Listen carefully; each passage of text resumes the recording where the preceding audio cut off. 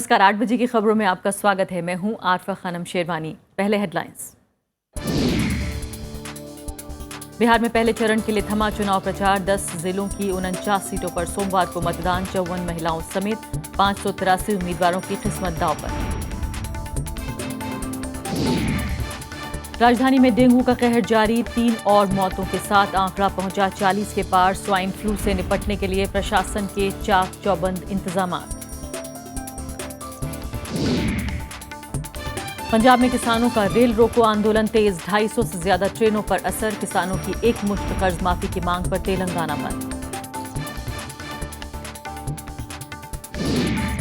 खाड़ी देशों में शांति और स्थिरता भारत के लिए जरूरी। अंतर्राष्ट्रीय सम्मेलन में उपराष्ट्रपति का बयान।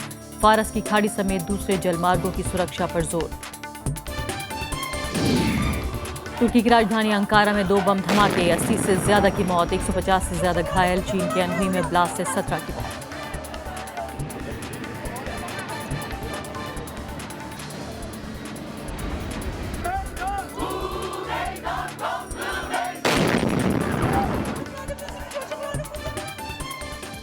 और अब पहली खबर।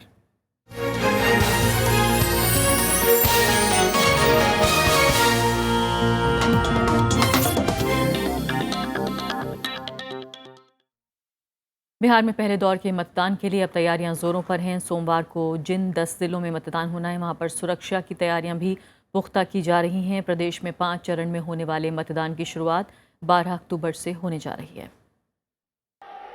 आज शाम पहले दौर के 10 जिलों में भाषणों और रैलियों का गुबार थम गया।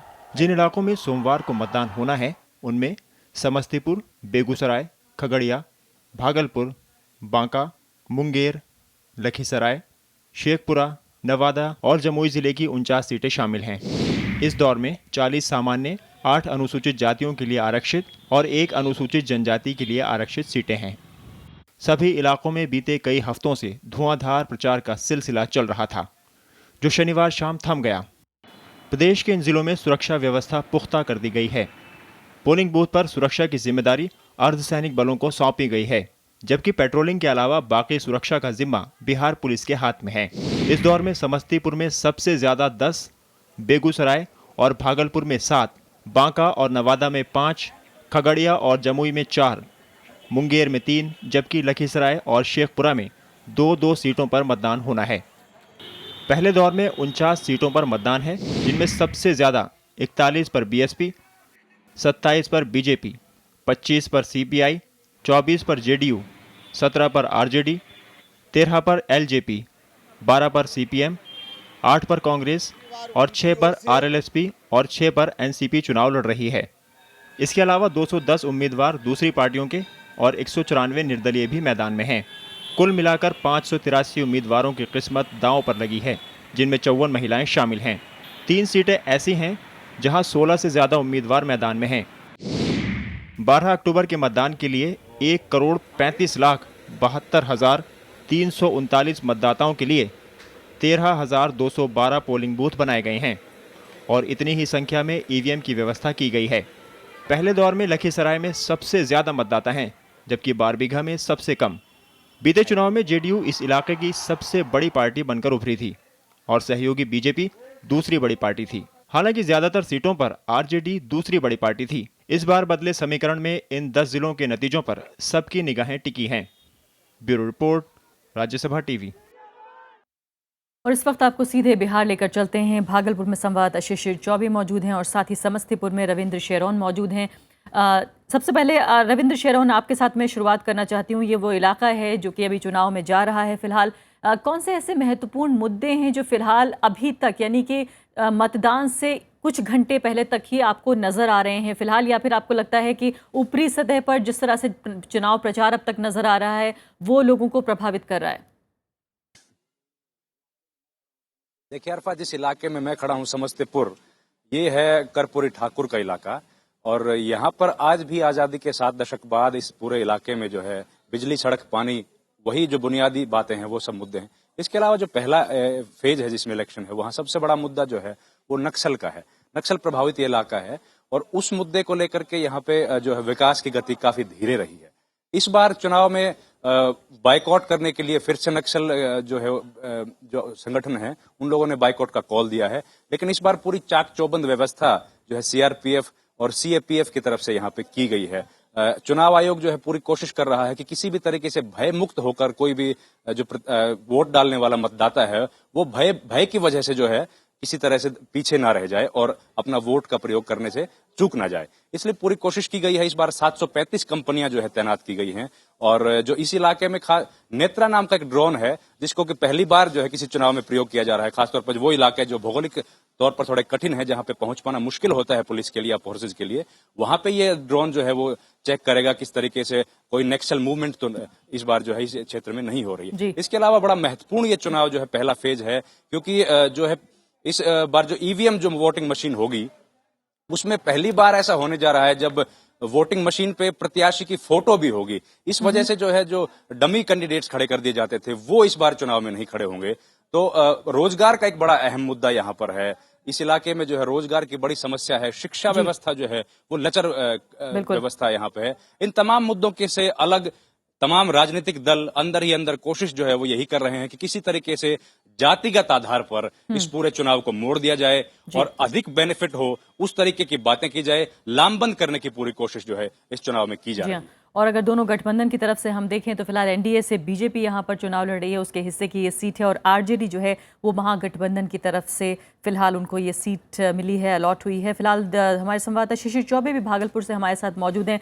शिशिर, आप बताइए किस तरह के हालात भागलपुर में नजर आ रहे हैं। भागलपुर न सिर्फ देश बल्कि दुनिया के मैप पर कुछ गलत वजहों के तहत जाना गया, जिस तरह के दंगे भागलपुर में हुए, हालांकि उसको भी 2 दशक से ज्यादा गुजर चुके हैं, लेकिन कितना भागलपुर अब उससे आगे बढ़ पाया है। और यहाँ पर कांग्रेस की सीट है फिलहाल महागठबंधन में अगर देखें, और इधर जो है वो बीजेपी को सीट है।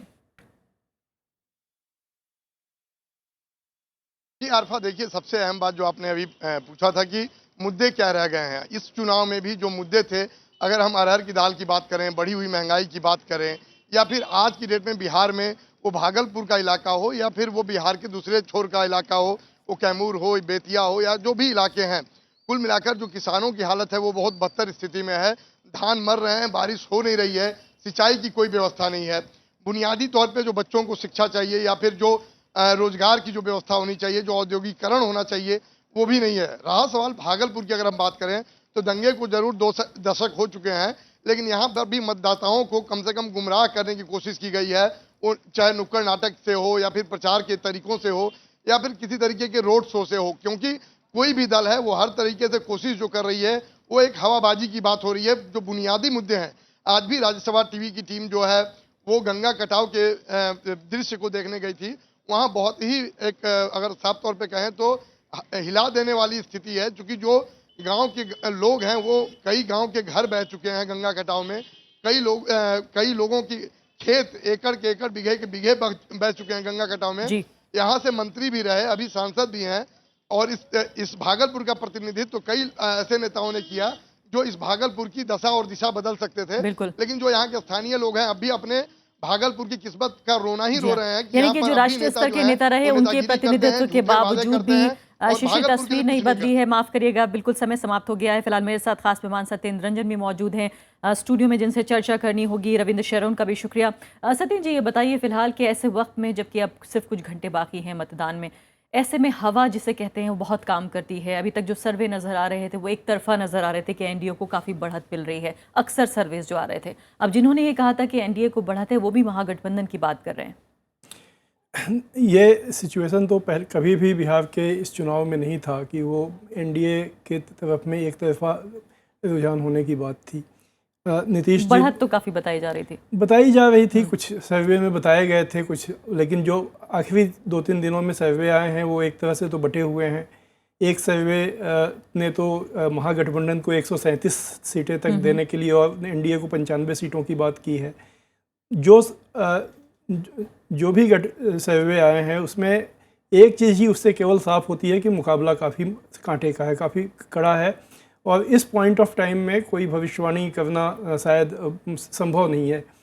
तो ये तो रुझान की बात है, ये जो सर्वे से आता है, लेकिन जो महागठबंधन का जो सामाजिक आधार है वो काफ़ी मजबूत है और इसीलिए ये गठबंधन जो दो बिल्कुल राजनीतिक दुश्मन थे वो मिलकर उन्होंने बनाया, लालू जी ने और नीतीश जी ने। और उसके बाद जो भी उपचुनाव हुए उसमें उनको उसके नतीजे भी मिले। तो ये कहना कि एक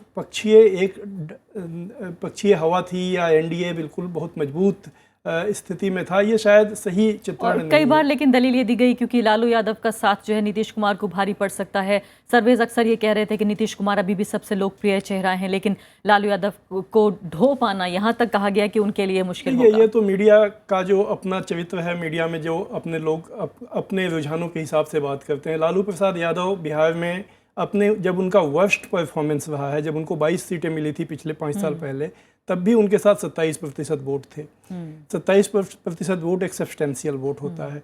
नीतीश जी की छवि बहुत ही अच्छी है, विकास की छवि है, लेकिन लोकसभा चुनाव में उन्हें 17-18% वोट मिले और लालू जी के गठबंधन को तकरीबन 30% वोट मिले। तो ये कहना कि लालू जी इनके लिए लायबिलिटी हैं, ये हम अपने मनोगत ढंग से, अपने पूर्वाग्रहों के तहत ये बात कही जाती है। सत्येंद्र जी, अब जिस तरह के नारे फिलहाल समझ में आ रहे हैं, जो वक्तव्य दिए जा रहे हैं, एक तरफ नीतीश कुमार कह रहे हैं कि बिहारी वर्सेस बाहरी का मुद्दा, साफ तौर पर नरेंद्र मोदी को बाहरी कहना चाहते हैं, लेकिन दूसरी तरफ जातिवाद को काउंटर करने के लिए नरेंद्र मोदी कह रहे हैं कि विकासवाद की राजनीति होनी चाहिए।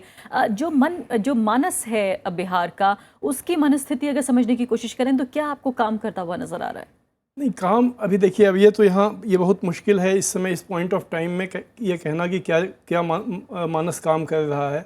लेकिन हम लोग जो अनुमान लगा सकते हैं, एक बात, कोई भी वहाँ पर गठबंधन नहीं है जो जातिवाद में शामिल नहीं है, जो जातीय या आइडेंटिटी पॉलिटिक्स को नहीं कर रहा है। जो विकास की बात की जाती है, ये एक तरह का फार्स बात है। ये कुछ खास लोगों के, कुछ खास तबकों और जातियों के नज़रिए से जो विकास है उसको सामने रखकर, और एक जो दूसरे नज़रिए से जो विकास है उसको जातिवाद बता के बात कही जाती है। जब ये बात कहा जाता है कि इस बार के नौजवान जो हैं वो जातिवाद से ऊपर उठ के वोट डालेंगे, तो इसका मतलब क्या होता है? इसका मतलब मैं ये भी समझ सकता हूँ कि जो सवर्ण जातियों के जो नौजवान हैं वो नीतीश जी को वोट डालेंगे क्योंकि नीतीश जी विकास का चेहरा है, लेकिन ये मतलब नहीं होता है। 2014 में तो कम से कम ऐसा देखने को नहीं मिला, जब तो लालू यादव उनके साथ नहीं थे। 2014 में ये देखने को नहीं मिला। 2014 में जो विकास, गुजरात मॉडल का विकास लेके नरेंद्र मोदी जी आए थे, लेकिन मोदी जी जब भी बिहार और उत्तर प्रदेश में गए तो उन्होंने अपनी पिछड़ी जाति से आने की बात की। तो जो जातीय राजनीति की जो बात है वो एक फैक्ट है, एक तथ्य है, उससे हम लोग आंख नहीं और चुरा बल्कि बीजेपी सकते के नेता ये भी कह चुके हैं कि कौन होगा मुख्यमंत्री ये तो पता नहीं, लेकिन पिछड़ी जाति से होगा ये तय हो अब ऐसे चुका है। बयान क्यों दिए गए? बिल्कुल, ऐसे सचिन बयान जी, क्यों दिए गए? जी हाँ, समय समाप्त हुआ। बहुत बहुत शुक्रिया आपका चर्चा में हिस्सा लेने के लिए। तो फिलहाल ये थी हमारी पहली खबर, छोटा सा ब्रेक।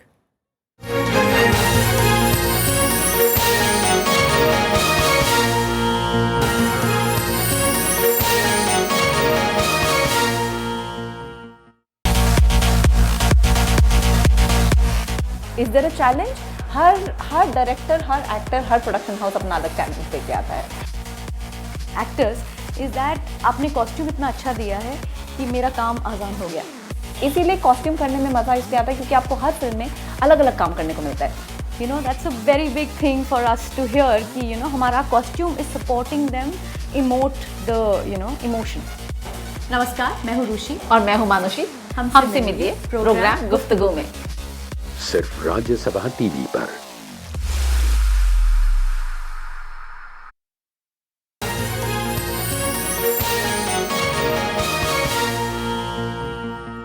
पंजाब में किसानों का रेल रोको आंदोलन 12 अक्टूबर तक जारी रहेगा। आंदोलनकारी किसानों और सरकार के बीच सोमवार को वार्ता होगी। मुख्यमंत्री प्रकाश सिंह बादल ने किसानों को उनकी समस्याओं के समाधान के लिए बैठक बुलाई है। राज्य में आज चौथे दिन भी रेल रोको आंदोलन जारी रहा। आंदोलन की वजह से करीब 250 से ज्यादा ट्रेनों के परिचालन पर असर पड़ा।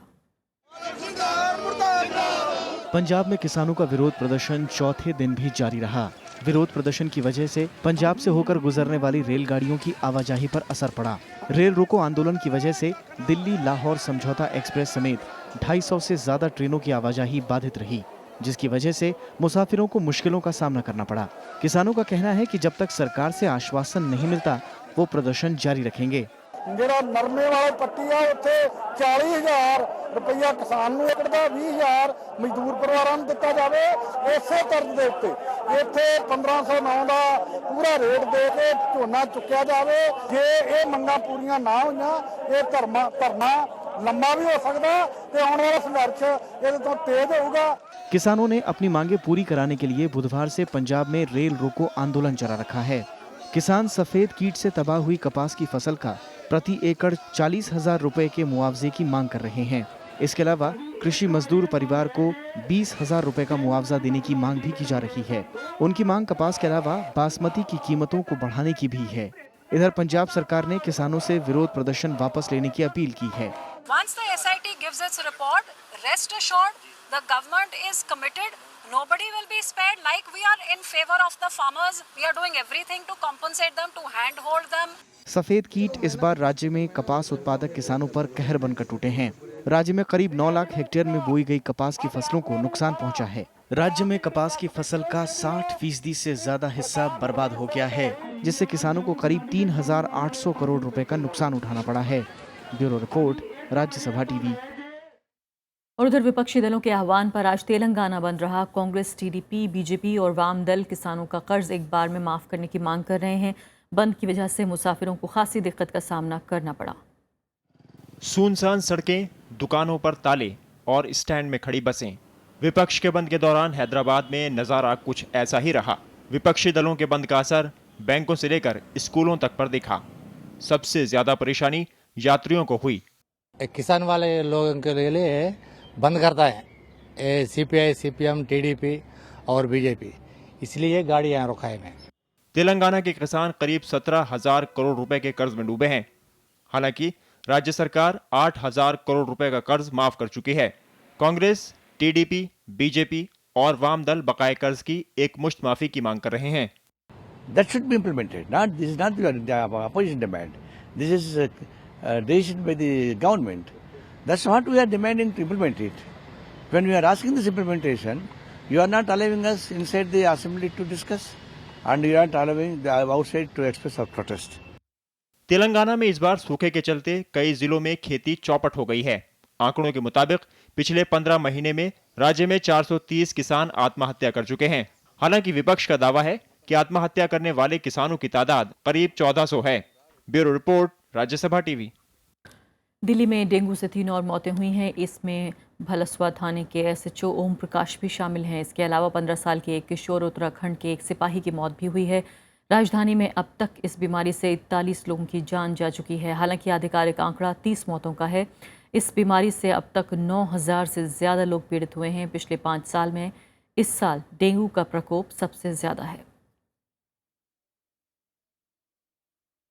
डेंगू के बाद दिल्ली में स्वाइन फ्लू का खतरा बढ़ गया है। दिल्ली के सफदरजंग अस्पताल में इससे एक मरीज की मौत के बाद स्वास्थ्य महकमा सतर्क हो गया है। सरकार ने सभी अस्पतालों को निर्देश जारी कर सभी तरह की तैयारियां करने को कहा है। दिल्ली में स्वाइन फ्लू से बचाव के पोस्टर, बैनर हर जगह मिल जाएंगे। अधिकारियों का दावा है कि स्वाइन फ्लू से बचाव के लिए कई स्तरों पर काम चल रहा है। इनमें टेस्ट किट से लेकर लोगों को जागरूक करना शामिल है। स्वाइन फ्लू के लिए मैं बताऊंगा कि जो भी हमारे पास लॉजिस्टिक है, जैसे कितनी बार इसकी डायग्नोस्टिक फैसिलिटी है या इसके इलाज के एरिया है या बेड है या ट्रेंड स्टाफ है, कोई भी सुविधा है हमारे पास, सुविधा के लिए हम लोग रिव्यू करें डेली बेसिस पे। और हम हर एक लेवल पे ध्यान दे रहे हैं कि आने वाले समय में जैसे हमारे पास डेंगू को हमने प्रॉपरली मैनेज किया, स्वाइन फ्लू को भी मैनेज कर पाएंगे। ठंड बढ़ने के साथ ही स्वाइन फ्लू का खतरा भी बढ़ जाता है। पिछले साल इस बीमारी ने महामारी का रूप ले लिया था और इसका असर इस साल अप्रैल तक दिखा था। तब इससे 4,000 से ज्यादा लोग पीड़ित हुए थे, जिनमें 12 लोगों की मौत हो गई थी। 1-2 केसेस आपने जैसे बताया कि स्वाइन फ्लू के कंफर्म हुए हैं, और इसका मतलब ये भी नहीं कि हम पैनिक हो जाएं। प्रिवेंशन ज़्यादा बेटर है। किसी को ड्रॉपलेट इन्फेक्शन कंफर्म केसेस से आप थोड़ा सा बच के रहें। गुजरात में भी ये बीमारी खतरनाक रूप ले चुकी है। अगस्त से वहाँ 1,000 से अधिक मामले सामने आ गए हैं और 45 लोगों की मौत हो चुकी है। इसी साल जनवरी से मार्च के बीच राज्य में 420 लोगों की जान गई थी। महाराष्ट्र, गुजरात, कर्नाटक, राजस्थान और तेलंगाना से भी इस बीमारी की खबरें आई हैं। नवविक्रम सिंह, राज्यसभा टीवी। उपराष्ट्रपति मोहम्मद हामिद अंसारी ने खाड़ी देशों में शांति और स्थिरता को भारत के लिए ज़रूरी बताया है। पुणे में एक अंतर्राष्ट्रीय सम्मेलन में उन्होंने कहा कि इन देशों के साथ व्यापार, निवेश और ऊर्जा क्षेत्र में भारत की अहम भागीदारी है। उपराष्ट्रपति ने फारस की खाड़ी समेत दूसरे समुद्री जलमार्गों की सुरक्षा पर भी जोर दिया। पुणे में शनिवार को उपराष्ट्रपति मोहम्मद हामिद अंसारी ने खाड़ी देशों के साथ भारत के संबंध पर हो रहे अंतर्राष्ट्रीय सम्मेलन में शिरकत की। इस मौके पर उन्होंने कहा कि खाड़ी देशों में शांति और स्थिरता वैश्विक सुरक्षा और समृद्धि के लिए काफी अहम है, इसलिए सुरक्षा चुनौतियों के साथ दूसरे अहम मसलों को तरजीह देने की जरूरत है। On non-political matters like natural or man-made disasters, response to pandemics and environmental challenges that transcend borders, counter-terrorism, drug smuggling and related matters. उपराष्ट्रपति ने कहा कि खाड़ी देशों की भौगोलिक स्थिति और ऐतिहासिक संबंध भारत के लिए काफी अहम है और ये देश भारत की करीब 65% ऊर्जा की आपूर्ति करते हैं। इनके साथ भारत का करीब 163 अरब डॉलर का सालाना व्यापार होता है। ऐसे में इन देशों में राजनीतिक स्थिरता और समुद्री जलमार्गों की सुरक्षा जरूरी है। Access to region's oil and gas resources. Third, freedom of navigation in the Persian Gulf and through the Straits of Hormuz. Fourth, security of sea lanes. And fifth, continued access to the market of the littoral states. उपराष्ट्रपति ने इन देशों की आंतरिक समस्याओं के समाधान के लिए वैश्विक प्रयास पर जोर दिया। साथ ही इन देशों की संप्रभुता बनाए रखने और बाहरी दखल से बचने की सलाह दी। सेमिनार में महाराष्ट्र के राज्यपाल विद्यासागर राव और महाराष्ट्र के मंत्री गिरीश बापट भी मौजूद थे। अतुल कुमार पांडे, राज्यसभा टीवी। तुर्की की राजधानी अंकारा में आज हुए 2 धमाकों में 80 से ज़्यादा लोग मारे गए, जबकि 186 लोग जख्मी हुए हैं। धमाका उस वक्त हुआ जब लोग शांति मार्च के लिए जमा हुए थे। इधर चीन के अनहुई प्रांत में एक धमाका हुआ है जिसमें 17 लोगों की जान चली गई।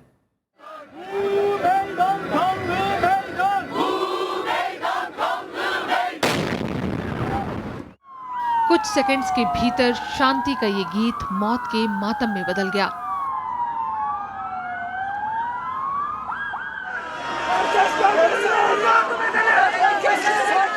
हर तरफ अफरा तफरी थी, अपनों के लिए बिलखते लोग थे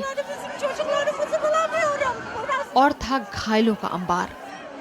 ये लोग कुर्दिश आतंकियों और सेना के बीच चल रहे संघर्ष को रोकने के लिए जमा हुए थे। इनका मकसद शांति था, लेकिन ये खुद ही हिंसा के शिकार हो गए।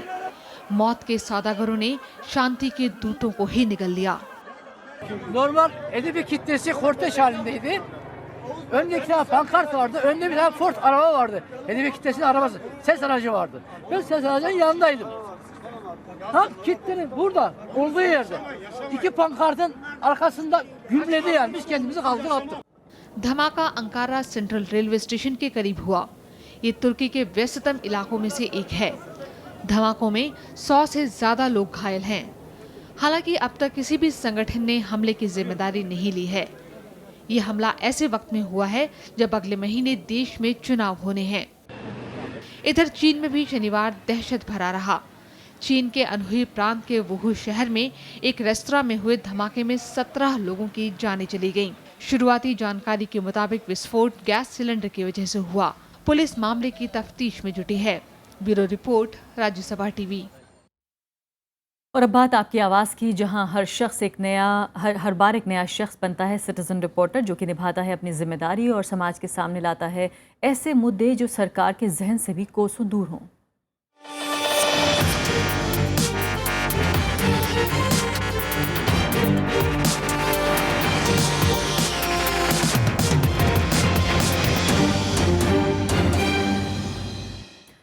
जल ही जीवन है, ये सब हम जानते हैं और समझते भी हैं। और जल का सबसे बड़ा ज़रिया होती हैं नदियाँ। नदियाँ हमारी सभ्यता से भी जुड़ी होती हैं, लेकिन आज उसी नदी का जो अस्तित्व है वो ख़तरे में है। आज की खबर ऐसी ही है कि एक नदी से जुड़ी हुई है जो कि कभी जीने का सहारा थी, लेकिन अब खुद अपने लिए सहारा ढूंढ रही है।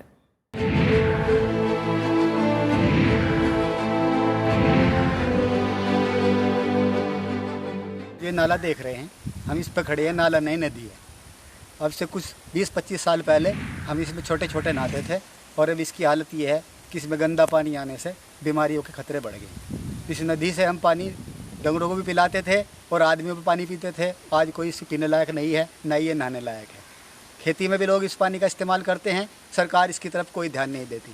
गांव में कम से कम कैंसर के 200-2500 मरीज हैं, जो यहाँ पे कोई ना तो जांच होती, ना ही कोई देखने के लिए आता। घरों में और बीमारी दुनिया भर की हैं जिनमें लोग बीमारी से जूझ रहे हैं। सरकार को इस तरफ ध्यान देना चाहिए ताकि जो है ये पानी साफ़ हो सके, साफ़ सुथरा किया जा सके।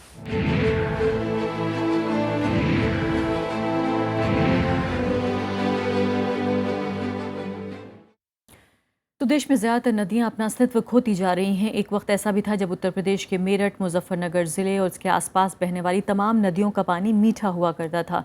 लेकिन अब न सिर्फ पानी का स्वाद बल्कि रंग रूप ही बदल चुका है। तस्वीर ऐसी हो गई है कि नदी और नाले में फ़र्क करना भी मुश्किल है।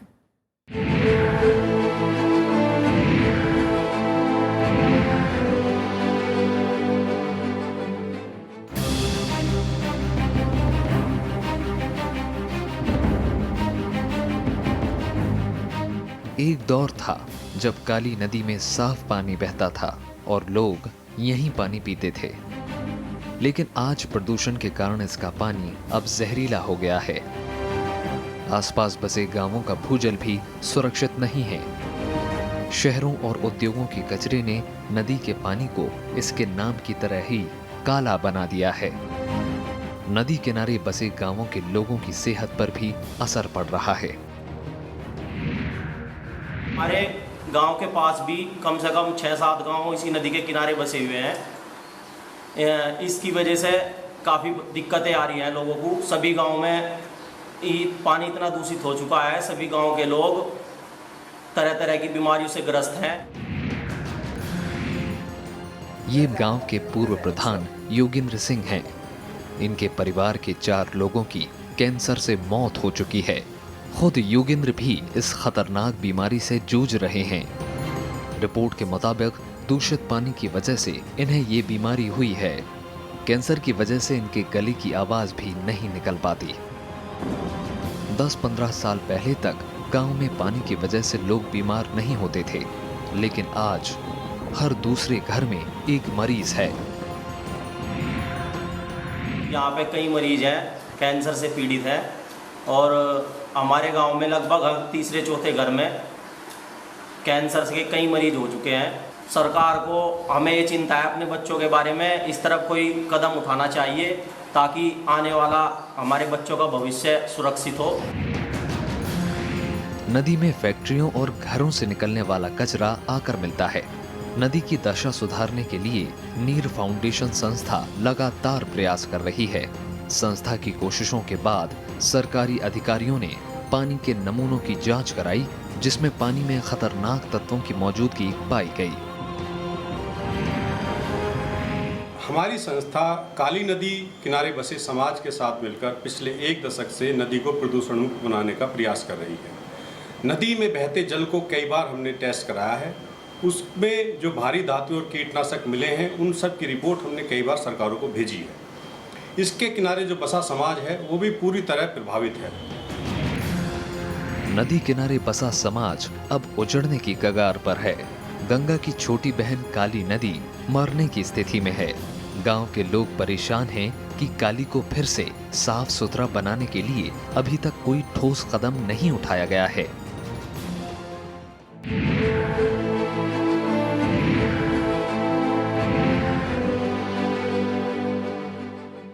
तो अभी आप देख रहे थे काली नदी से जुड़ी ये खास रिपोर्ट, जिसके पानी को शहरों और फैक्ट्रियों की गंदगी ने प्रदूषित कर दिया है और सरकार की अनदेखी की वजह से नदी के हालात और भी ज़्यादा ख़राब होते जा रहे हैं। अगर आप भी ऐसी किसी समस्या से जूझ रहे हैं या आपके पास ऐसी कोई खबर है जो आपको लगता है दिखाई जानी चाहिए, तो ज़रूर बनिए हमारे सिटीज़न रिपोर्टर और भेज दीजिए अपनी रिपोर्ट आपकी आवाज़ @rstv.nic.in पर। एक बार फिर देख लें आपकी आवाज़ @rstv.nic.in।